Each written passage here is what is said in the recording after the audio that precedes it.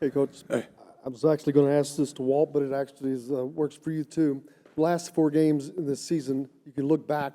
What didn't work and what's working now that you see that you can improve on, that you see progress with, that you think that can actually help win games? Sure. No, great question. Yeah, because we are here, coming down the home stretch. One of the things we challenged our guys with this morning as we met with them was being at the best at the end. Right? We talked about, as a defense, being our best at the end of a drive, third down or goal line, whatever that may be, being our best at the end of a half, 2-minute situations. We're at the point now. We got to be at our best here at the end of the season. Make sure we're doing that well. I think we've made progress in our run defense. And our run fits and execution up front with our defensive line and linebacker understanding of run fits, we've made progress there. So continue to push that and continue to see that grow and develop. I think we've seen ourselves become more comfortable and confident as a unit with assignments, and developing the depth of some of those young guys and seeing some young guys just continue to, even last week, right? You head into bye weeks, right? It's a development time. And so just, working in the practices, we had some time towards Penn State to work ahead, but more of the focus was us. And we really, spent a lot of time on that. So just, I'd say, in the run defense side and then just development of young guys, seeing those guys, because you're at the end of the season, you got to keep those guys coming along because, hey, seasons happen and, guys get hurt, guys get banged up, or whether it's guys returning or, guys go out, the guys got to be able to step up. So, really, I think seeing that depth improve and grow and the fundamental understandings. Chad, how are you? I'm great, buddy. How about you? Doing good, man. We got to talk to Cam a little bit. I guess we've obviously asked you about him and how he's handled the injury piece to it. He talked a little bit about just what he's been able to learn from the sidelines, things you can see, things you can sort of notice. What are some of the things that you've tried to get him to do to sort of maximize the learning piece that you can have when you don't get to play, but when you're watching like that from the sideline? So one of the things Cam has done a phenomenal job is he has sat in every meeting. Position-wise, he's sitting there taking notes as if he's preparing to play. Testament to Cam Jones. Some guys I've seen not, have that mental approach to it. But when we go out to practice, we give Cam a script. And he's, in our scripts as we prepare them, they've got the checks, they've got the adjustments on it, so we know what we're looking for and what we should be triggering right. And Cam's sitting there going, right along. So just the mental engagement that he's been able to have and continue to push. He's. I think I told you guys before, Cam's talked about he might want to coach someday.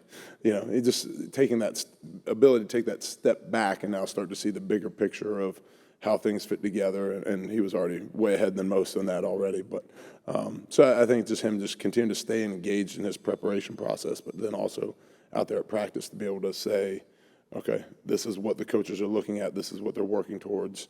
All right, and this is what, we're working to see happen, and now he can just kind of, like I said, stay ahead of the curve on that. Tremendously worried somebody's stuck in that elevator.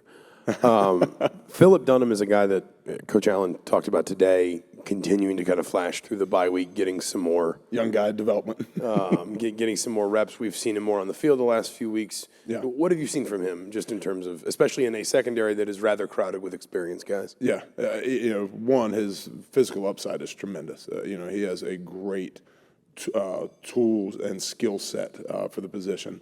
The other thing you love about defensive backs back there, and Philip is one of these guys, like, if he makes a mistake, boom, next one. He's got that amnesia, and he just moves on. He goes on to the next one, and but it allows him. We've seen that numerous times with him, all the way back into preseason camp. Maybe make a mistake, but guess what happens the very next play? Boom, big play. Whether it's a tackle, whether it's an interception, a PBU.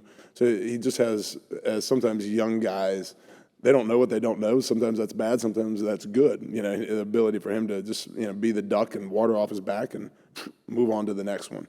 But he is, back to earlier question. He is one of those young guys that really wanting to see develop, and we are seeing him develop and grow, and his role expanding. So really excited about his future, both over the next several weeks here as we finish off the season, but then heading into the off season as well. When Cam went down, obviously he was playing at a really high level, and not that Aaron was unimportant before that, but he's the one who had to slide into the new position and just kind of, really adjust the most, I guess, with the injury. How well has he handled that? Obviously, he's continued to play well, but just, how important has he been to this defense through this tough time without the leader? Yeah, Seth, that was a great question. As you think about Aaron Casey, a guy last year that, probably did not perform as well as some had hoped, didn't contribute the way even himself that he had hoped. His confidence, since I've been here since January, just every week, every month, you just see his confidence growing. And part of confidence comes from performance, right? Oh man, I can go play, I can go do these things, and he's seeing that. And so I think he's been a little less fazed by it because his confidence has grown to a pretty high level. And I don't mean that in an arrogant way or anything like that. He has self-belief and self-confidence. And, so he's really, hit this thing, in stride. It hasn't really fazed him, bumping over and changing the positions. So I think for him, just as, again, a younger player in experience, he's an older player in age, but a younger player in experience, as we just see him continue to grow, continue to develop, continue to push, head into next season, right? Like, this is a guy that is going to continue to be a big part of what we do here. Coach Allen mentioned that the young guys kind of had a scrimmage during the bye week. What kind of was promising from that, and who are some of the young guys that stuck out from that scrimmage? Energy. Those young guys got to go play. They got to let it loose. We didn't give them a big menu of calls, a limited amount of calls, because we didn't want them burdened by thinking. We wanted them to play and just cut it loose. So that was really encouraging to see. Some of the young D linemen, just seeing Vincent Sneed in there, just seeing, let's see, I'm just trying to think who are some of those other young, Dalton Davis is a guy that just continues to show up and do things the right way for us up front. Reps for Caden Turner, Isaiah Jones in the linebacker room, for those guys just, again, to go play. Because we're going to count on those guys here, as dealing with Cam Jones, and those guys are have been for the past several weeks very involved in our game plan meetings. Haven't played really per se, but they've been staying engaged, so it's been good for those guys. And then back there on the back end, young guy, Jamari Sharp is one of the first guys that comes to mind. Just what he's doing, where he's growing, how he's continuing to develop. We really excited about him, and to be able to just let Jamari go out and play a little bit was really encouraging too. Kind of a question about another young guy, but a guy we've seen a lot of, Deshaun. We asked you a lot about what got him on the field and stuff like that. How have you seen him sort of approach adjusting? I imagine teams are paying him a lot more attention now. They've got film on him. They know what he's capable of. How have you seen him kind of attack, trying to be different and trying to get around that adjustment? Well, it continued to grow fundamentally. So last week, development, right? Deshaun and I staying out, working some pass rush things after practice, not just, okay, let's not worry about surviving on athletic ability alone. Let's start to refine the skills and fundamentals. And that's something we're going to do here over the next 4 weeks after practice. Personally keeping him out there and working some of his pass rush fundamentals. And then we've already conversations about the offseason, about a development plan for him throughout the course of the off season. And excuse me. So, I think now let's move beyond just the raw ability, and let's move into the fundamental development, fundamental growth. And, once you know your job and what you're supposed to do, it becomes easier to know how to do it well. And I think that's, we talked about early on about Deshaun.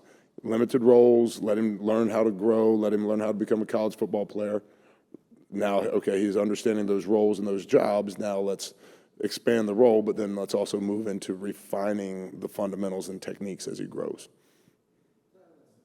Going back to Philip Dunham, you mentioned his ability just to, when he makes a mistake, forget about it and get to the next play. I guess, what else in your mind does he do so well that has allowed him to get onto the field this early in his career? Cover and physical.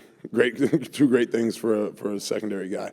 He can cover. He can play man-to-man. He can line up over guys and cover them. But as a young guy that still has room to grow physically, he's not going to back down or shy away from that contact and physicality. And kind of enjoys it, loves it, and craves it. So it's a good mix to be able to have in a secondary guy that he can cover, but he doesn't mind being physical and putting his face on somebody.